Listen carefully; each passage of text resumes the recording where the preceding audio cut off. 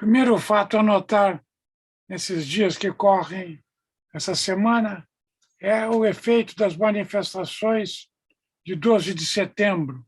O PT não compareceu, a esquerda foi desunida e os arrependidos que votaram e apoiaram política e financeiramente a eleição do presidente Bolsonaro revelam-se muito poucos ainda decididos a enfrentar a grande coalizão situacionista.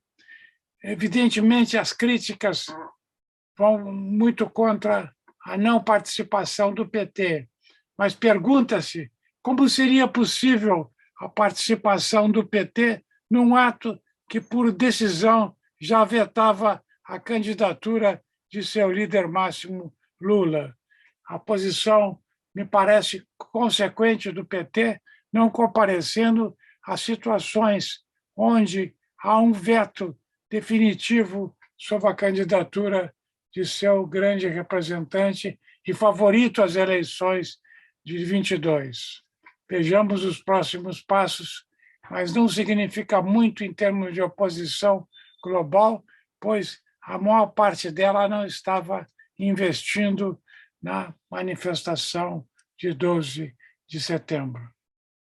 O Código Eleitoral, que visa substituir toda a legislação ordinária que regula as eleições do Brasil, passou pela Câmara, com exceção de 18 destaques que deverão ser votados hoje e amanhã na Câmara Federal. Depois disso, o projeto como um todo será remetido ao Senado para eventual aprovação, discussão e aprovação. Nota-se uma resistência inicial do Senado, especialmente em relação às coligações partidárias que são consagradas nesse novo projeto da deputada Marina Coelho. A Câmara tem que analisar ainda 18 destaques que foram feitos durante a votação global. Uma grande acusação da oposição ao novo Código Eleitoral é que não houve a discussão e não houve discussão suficiente e não houve a participação da comissão que deveria ser instaurada para discutir a constitucionalidade ou não das reformas propostas.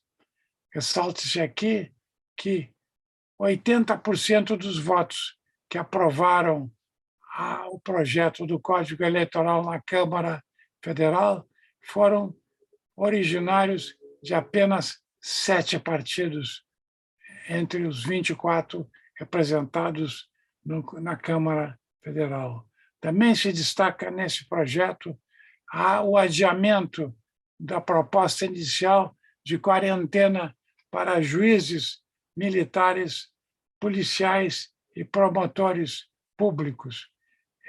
Segundo o projeto da Câmara, essa quarentena valeria apenas a partir de 2026, numa aparente aberração, sendo que a legislação urge regular relações existentes onde muitos deputados e senadores advêm de grupos funcionais militares e principalmente policiais. Todavia, a questão que é importante nessa conjuntura é adiada, segundo o projeto aprovado pela Câmara, para 2026. Deve haver resistência no Senado e vejamos como isso vai se dar. De outro lado, o debate econômico se acirra, apesar das manifestações tanto do governo quanto da oposição serem sob consignas gerais de orientação do governo, fica evidente que os principais problemas são da urgência e emergência econômica, o custo dos combustíveis, a inflação, o desemprego e o desalento que atinge grande camada dos trabalhadores brasileiros. O debate econômico assume uma função importante agora, onde os três porta-vozes do pensamento liberal advindo do Plano Real são expostos fundamentalmente à imprensa nacional, defendendo mais liberalismo, menos intervenção e assim por diante. São os pronunciamentos de Baixa, de Pércio Arida e também do ex-presidente do Banco Central, Armínio Fraga. Em contrapartida, o PT se faz ouvir pelo coordenador de sua plataforma econômica, professor da Unicamp, onde se reafirmam as teses que conduziram o êxito dos dois governos Lula com enorme crítica interna às decisões de subsídios geradas pelo governo Dilma Rousseff. De qualquer forma, isso indica que o debate econômico será o ponto central entre as clivagens que estão aqui existindo e que vão surgir até 2022. A economia ocupa o lugar central e a economia é o mais importante. Falando nisso, os precatórios que estavam sob análise política da direção do Congresso Nacional, o presidente do Senado, o presidente da Câmara e o presidente do STF, ministro Fux, voltam a Berlinda, agora sob os incentivos de Paulo Guedes e sob pressão de Jair Bolsonaro. De qualquer forma, uma situação dramática onde não há muito espaço para a negociação, uma vez que se respeite a lei do teto dos gastos. Vejamos. Na ciência e na tecnologia são divulgados dados que mostram duas coisas. A grande fuga de cérebros do Brasil atualmente, na ciência básica especialmente, e a diminuição à metade do orçamento do Ministério de Ciência e Tecnologia, um orçamento que era de 6,5 bilhões de reais em 2015, passa a ser de 3 bilhões e 3,2 bilhões de reais em 2020. Metade, portanto, do que dispunhamos há 6 anos atrás.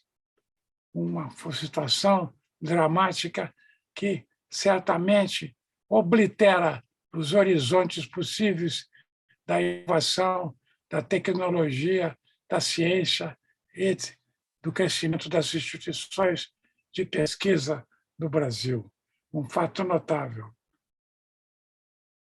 O marco temporal volta a ser discutido em relação às possibilidades de demarcação das terras indígenas nessa quarta-feira, junto ao STF. Espera-se, segundo os analistas e dadas as orientações dos juízes, uma decisão particularmente, especificamente positiva dos ministros às aspirações dos povos indígenas, dos povos primitivos reunidos nesse momento em Brasília já há algumas semanas. Esperamos para ver as decisões a partir dessa quarta-feira. Na quinta-feira será lido, provavelmente, o relatório da Comissão Especial sobre a Reforma Administrativa, a PEC 32. Há uma grande movimentação dos funcionários públicos e técnicos do governo federal, de modo especial, contra o projeto de reforma que foi apresentado, que tem sido apresentado até o momento e que será lido na Câmara nesse dia 15 de setembro. A principal acusação é a precarização dos serviços públicos, a diminuição das carreiras e a possibilidade de termos uma mão de obra temporária em cargos essenciais na estrutura do Estado. Uma medida, um conjunto de medidas que realmente tocam a essência do setor público brasileiro até aqui conhecido. Vejamos como se comportam deputados e depois senadores. Por último, é bom enfatizar que a MP, que possibilita a intervenção, que impossibilita a intervenção das grandes empresas sobre o material distribuído em suas redes, tais como fake news e ameaças à ordem estabelecida, foram aconselhadas como retiráveis pela própria Procuradoria-Geral da União por inconstitucionalidade. De fato, é uma medida rigorosa que não atende aos preceitos praticados pela grande maioria dos países em todo o mundo. Espera-se que essa MP seja arquivada pelo Congresso Nacional. É isso aí.